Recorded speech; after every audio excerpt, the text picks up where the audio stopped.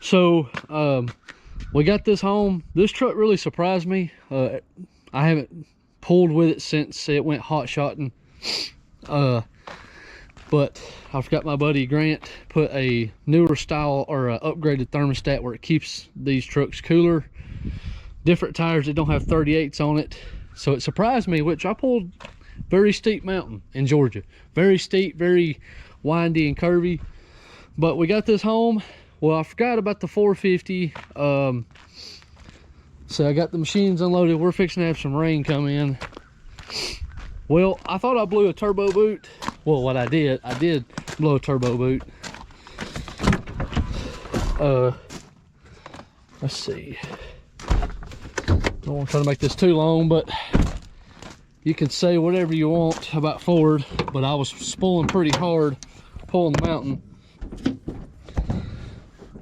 Let's see, where's that? There we go. The hood shocks, I mean, this thing's got 225,000 miles on it hard, so it's got to be lifted up by that right there. Hopefully it don't pop. When I blew the boot, it blew right there at the clamp on the backside. Well, it got hot where it stuck, and it melted about 4 or 5 holes right here. I had to smack it with a hammer to get it to break loose. So this is very expensive just to buy it stock. I've still got to delete the EGR cooler off of it since it is deleted. Gotta do another crankcase on it. I don't like to do the delete because the crankcase delete stinks, and I'm not about to smell that. I'd rather just throw another filter in it. I'd like to do the filterless one, but a lot of costs a lot of money. So the last time I blew one, it melted this. So I think you get this pipe, you delete the intake, and you get all this. Everything intake was like $1,500, so I probably, after taxes and shipping and all that, probably about $1,700. So, but I was spooling pretty hard pulling it up. I was just trying to be easy with it, and sure enough, it blew right behind the clamp. Ford, you have to buy the whole pipe just to get the rubber boot. I said, I'd like to just get the boot. He said, well, you can't, you have to get the whole pipe. Ain't that a load of crap. And then I got the batteries leaking too as well, so like I can't never get a break. That's why you buy something somewhat newer than used, that's got a lot of miles on it. So, but anyway, we're gonna try to get this fixed. Just, I guess it's because my wee woo light decided it wanted to show me, I guess. So we got a nice wee woo light. Put something on, and then I guess the intake decided it wanted to be upgraded. So we got another few big jobs to start. We should be starting shortly after this rain. Not sure when, but, and I also got another attachment for the 305 I'll have to go get, and then we'll make. Here is the root ripper from Cat. I went with Cat just because I didn't have to buy a plate and do all that. Literally, I think it was almost $1,000. You get this, I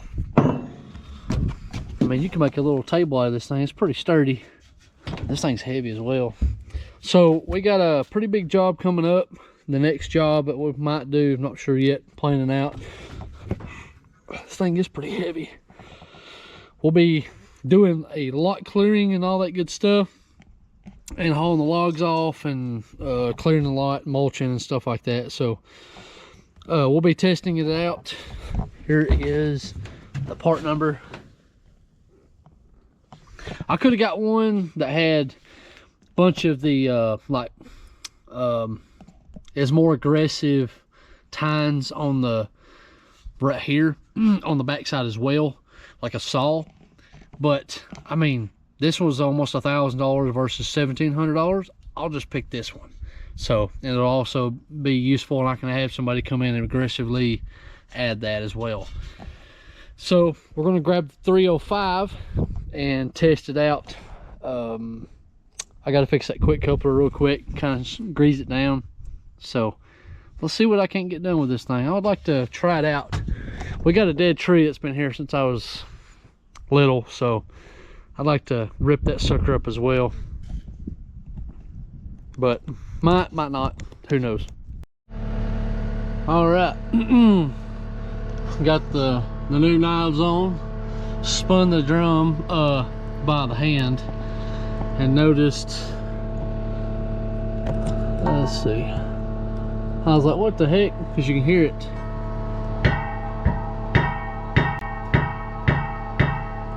And I was like, that's awesome. So ended up, whoever put this drum in, you can see the bolt head sticking out just a little bit right there, and then notice the liner is up. So I'm gonna have to unbolt the whole bottom. May have to take out the whole drum, or not the whole drum, but the whole liner, and have to go get some bolts, because let's see a bolt's missing. It's supposed to go there. Oh well, look at that, it's missing a end on it. And see how this is the liner bolt, so I'm gonna have to go get some extra bolts. Got two missing, and so I'm not sure how that happened. Luckily I didn't have good knives, but one of them was just a little bit loose. Luckily it's got a lock nut on that one, so it's always something. I was thinking it'd just take me a few minutes and then I'll be ready for the next job, but you can kind of tell it's broke a little bit right there on the right hand side. Let's see, you see it's broke, so hopefully I don't have to grind or cut off anything. So we'll have to do that tomorrow. Wonderful. So after a pretty good bit of rain, I got the 450 over here. I've undone the liner up top, and then I got these bolts taken out. So all it has done, there's a lip right here, so I'm trying to lift this up a little bit, kind of pick at it, and then I'm gonna poke at it. I think there's a big chunk of wood or something underneath here, so I'm gonna try to lift it up, poke at it, and then I'm gonna blow it with an air blower to go ahead and right that way it'll seep back down. So there's a big chunk under here, so I'm guessing that last job I done packed a bunch of stuff up underneath it. So but as well as that, so you got to take these little well, it should be like a little piece that sits on the liner. It just kind of overlaps, you know. This is about gone, so you can see from there, and so it's slapped pieces out of there, but you can see the bolts on there, so I think that's what happened. But the big bolts that you take the liner out, you know, they're starting to wear out as well. So I tried to call the guy that sold me the machine. They come with a suitcase that comes with bolts. But I did try this out. I didn't really dig nothing up, but I did shove that all the way to the ground until it hit that right there. So I mean, that thing cooks, and it wasn't even wet, and it was dry the other day when I did that. But anyway, I'm gonna look in that suitcase. I'll get it shortly and see what we can't find in there. I know there's some nuts and bolts in there, so we'll see what it is. All right, so here's the case. You can see there's I guess that seats the bearing or everything up. Got all kinds of pretty cool tools. But I was looking through here, and it has a bunch of big bolts and dowels and things, I guess, when you put the bearing in there that way.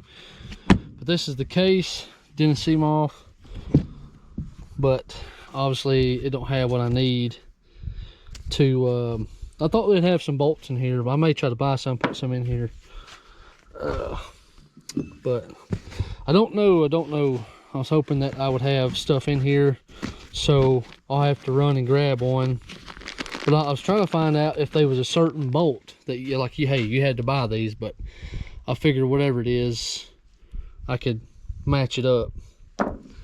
So obviously some of them are replaced, some of them are rusted in half just about. But that's what I'm gonna do, get the air compressor going. And then there's a lip right here, but I'm gonna poke at this and blow it out. But there's a bunch of chunks of wood, so I'm gonna try to pick at it and pull it down as I'm blowing it out. So I gotta get this fixed for the next job. All right, so I just went ahead and was like, well, let's test this out. So if something does happen, how I gotta do this. So you got 1, 2, 3, 4, which that's the reason why this one's cut, instead of having to take all that stuff off.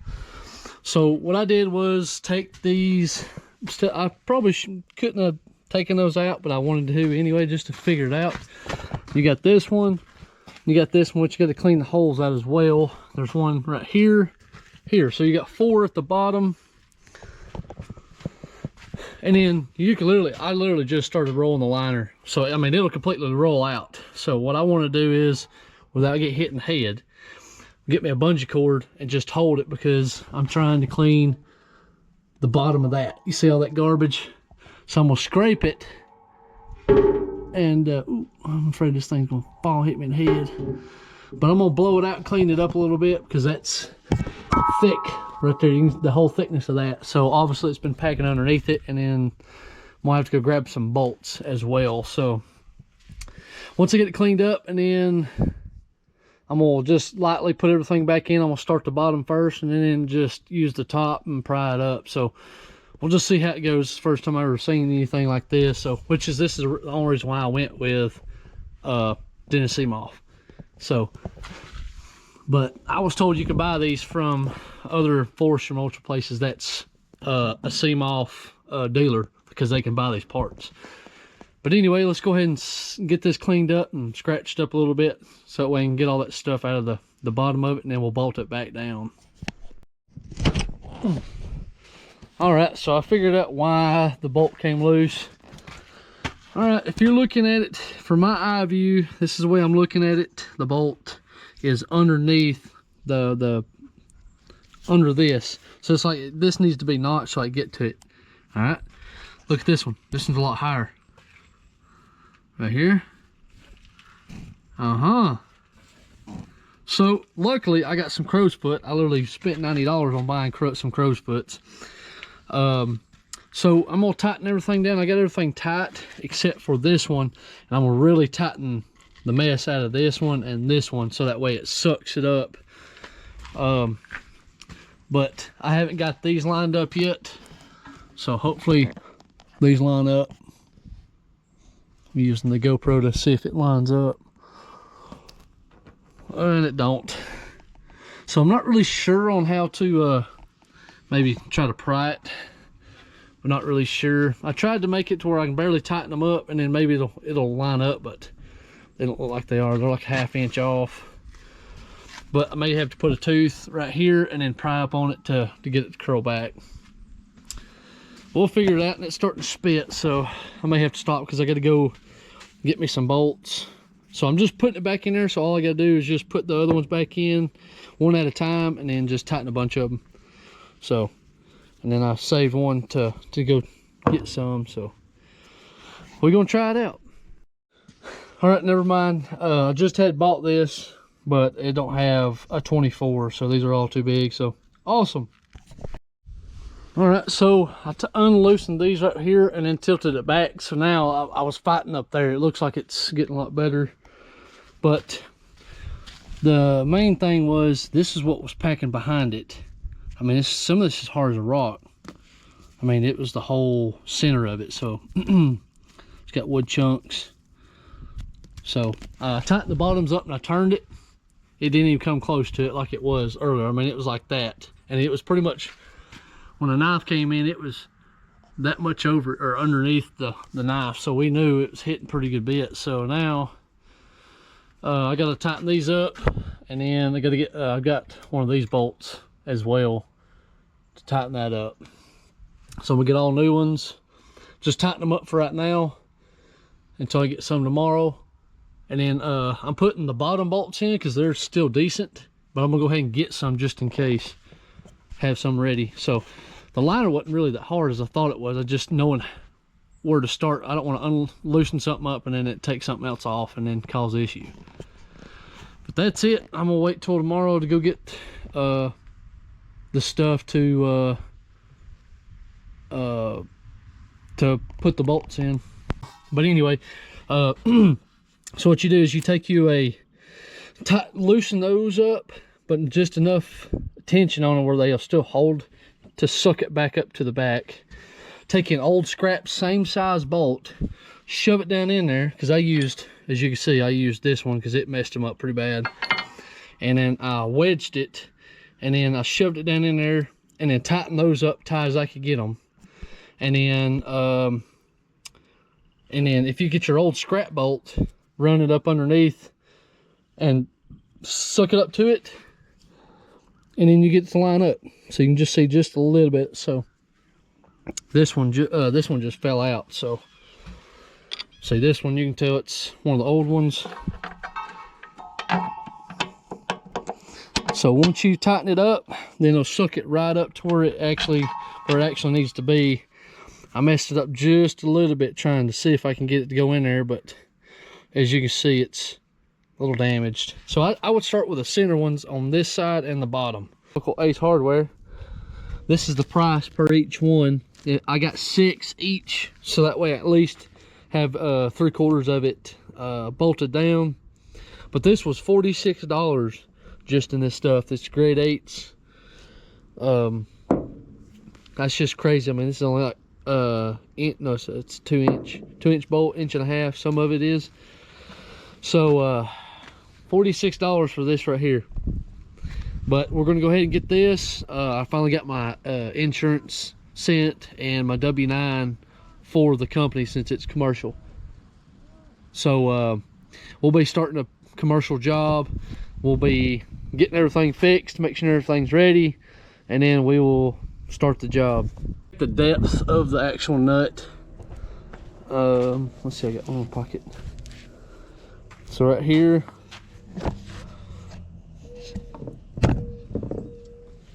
let's see. I don't have a new one. Put all of them in there, but these are a lot smaller. They're just a hair difference. So makes a difference, but it's got a locking nut on the end, so it's like a lock nut. So I got all 4 of the bottoms in,